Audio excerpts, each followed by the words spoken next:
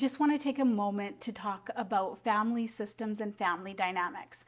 Of course, we all live in different families, and families come in all shapes and sizes. And sometimes we talk about families specifically relating to our immediate family. Sometimes we have extended family members who are part of that, and we all have different perceptions about that. A really great way in therapy that we tend to talk about our families or understand our families is to do something called a genogram. And I'm simplifying this genogram, but it might be kind of fun for you to explore, to put down your thoughts and look at how you might do your own genogram. So I'm going to do an example here. So how we describe and make a picture basically of our family, and our family is a system. So our system, any system like a car or an ecosystem, means that if you have one part of a system and you change that part of a system, it's likely going to change other parts within the system. So for example, if in a family situation, you have somebody going to therapy, they may bring back new ideas or new thoughts or new ways to communicate. And in doing that, that will likely in some way change the rest of the dynamics within your family. So I'm going to show a quick example of a genogram, and typically there's different ways to do genograms, but I'm going to show you one way. And typically we represent males in our family as squares and females as the circles, and then anybody else who may be from a transgender or LGBTQ two-spirit population can be represented with triangles. If someone has passed away in your family, unfortunately, we tend to represent that by an X.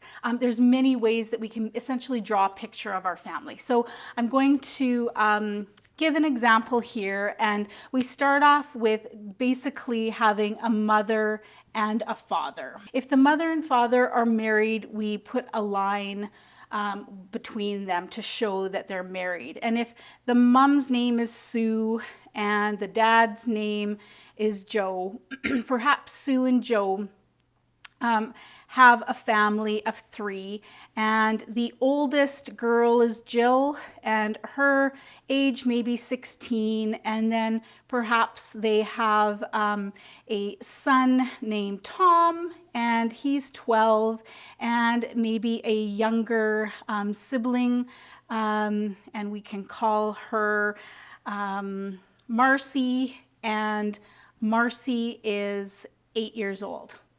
So we can see that in this family system, if they're all living together, we might put a line around this family. If they're not living together and perhaps this family, mom and dad are maybe divorced, we may show that by having some conflict. And we show conflict by doing this. And if there's a lot of conflict, we might show that twice. And perhaps Sue has remarried and she is now married with Bill, and they have a super strong relationship, and that's how we would represent it. And how we would continue to show a picture of our family is to identify the different relationships within the family. So maybe Bill and Sue have a very close relationship, and Sue and Joe, maybe they have a little bit of conflict in their relationship, and perhaps Sue and Jill have some distance in their relationship. So I might identify that by a dotted line instead of a single line, which would show a strong relationship, and a triple line would show a very strong relationship.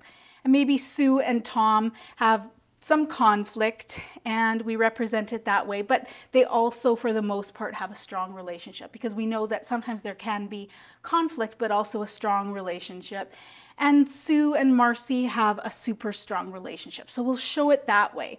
We can keep discussing and showing this in kind of a picture format by showing how does Joe and Jill get along? What is their relationship like? Maybe they have like a super great relationship, and I can use different colors and 2 strong lines, and Joe and Tom, they also have a strong relationship, and Marcy and Joe, maybe they also have a strong relationship. And then with stepdad Bill, maybe there is a little bit of conflict with Jill, but otherwise it's a decent and strong relationship with Tom and Marcy. So we can show this in relationship, and we can keep going. Perhaps we can talk about grandma and grandpa, or perhaps, there's a dog in the family. Sometimes I like showing our dog or cats as stars, and I might say, this is my dog Rugby, and Rugby has a close relationship with everyone. So I can kind of go on and on about this. And why this can be really helpful is then I can begin to talk about the relationships, or kind of think about the relationships. Even if you're Jill, how's your relationship with your brother, and how might I describe that to my parents, or show that, or talk about it with Tom?